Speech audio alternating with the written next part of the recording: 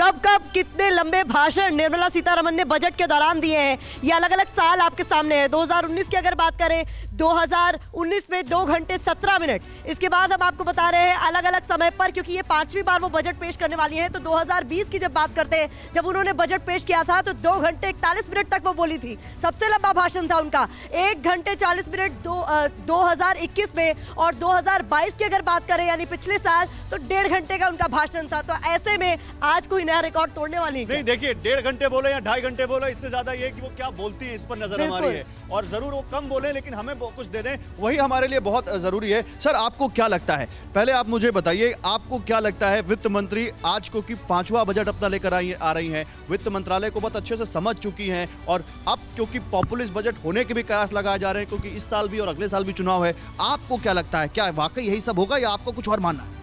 नहीं, मेरा मानना यह है कि जो जिस रफ्तार से भारत की अर्थव्यवस्था आगे बढ़ रही है, ये अपने घर की छत पर ही फल और सब्जियां उगाते हैं। महीने का 40 से 50 हजार कमाते भी हैं। इनसे सीखना है तो फ्रीडम ऐप को अभी डाउनलोड करो। उस हिसाब से उसको ये समय आ गया है, जैसे कि हम अमृत काल में प्रवेश कर रहे हैं, तो कृषि क्षेत्र के लिए भी जो कृषि ही एक ऐसा क्षेत्र है जहाँ पे हमें लगातार पॉजिटिव। आर्थिक सर्वे तो कृषि सेक्टर की अच्छी पिक्चर दिखा रहा है। वो तो कह रहा है कि कृषि में अच्छा काम हो रहा है। वही मैं बता रहा हूँ कि कृषि में अच्छा काम हो रहा है, लेकिन उसमें फिर भी जो सहायता की आवश्यकता है, वो जो सरकार चारों तरफ से दे रही है, उसको और ज्यादा सुदृढ़ करने की। फिर भी किसानों को जो किसानों को जो 8,000 रुपए किसान निधि दी जा सकती है, वो क्या सही होगा?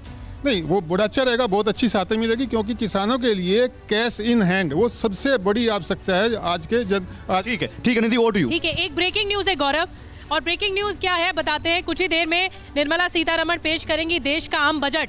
2 घंटे से भी कम का समय बच गया है, 11 बजे, ठीक 11 बजे। और ब्रेकिंग है, बजट में महंगाई से छुटकारा मिल सकता है। महंगाई से निपटने के लिए उपाय हो सकते हैं। कुछ खास उद्योगों को छूट देकर महंगाई रोकने की कोशिश हो सकती है। एलपीजी की कीमत घटाकर भी राहत दी जा सकती है। आम लोगों पर टैक्स कम कर बोझ कम करने की कोशिश हो सकती है। तो चलिए, अब आम लोगों की बात हो रही, क्योंकि आम बजट है, आम लोगों की बात होगी। महंगाई को लेकर कुछ बड़े कदम उठाए जा सकते हैं। इन्फ्लेशन रेट हम देख रहे हैं, इसके अलावा जो बेरोजगारी दर है वो कम बेशक हुई है, लेकिन क्या आपको लगता है? देखिए, गवर्नमेंट की जो पॉलिसी है आ तो रही है पब्लिक के फेवर में, लेकिन अगर बात करें इन्फ्लेशन की, तो वर्ल्ड लेवल पे बहुत से प्रोडक्ट ऐसे हैं जो इंपोर्ट होते हैं, तो वहाँ पे महंगाई होने की वजह से यहाँ भी है। जो इंडियन प्रोडक्ट्स हैं उस पर तो महंगाई ये देखने को मिल रही है। स्वदेशी प्रोडक्ट बनेंगे तो ज़्यादा बेहतर है। बिल्कुल, जो स्वदेशी प्रोडक्ट बनेंगे, लेकिन उसमें भी महंगाई है। गवर्नमेंट को उसको कंट्रोल करना चाहिए। जैसे कि अभी बात हुई कृषि की, तो कृषि प्रोडक्ट इंडिया के हैं, लेकिन पेट्रोल या डीजल की कॉस्ट जब बढ़ जाती है तो लेकिन पंकज जी, तो आप तो ज्वेलरी सेक्टर से आते हैं ना, ज्वेलरी सेक्टर में कस्टम ड्यूटी बढ़ेगी, आप मानते हैं सही होगा?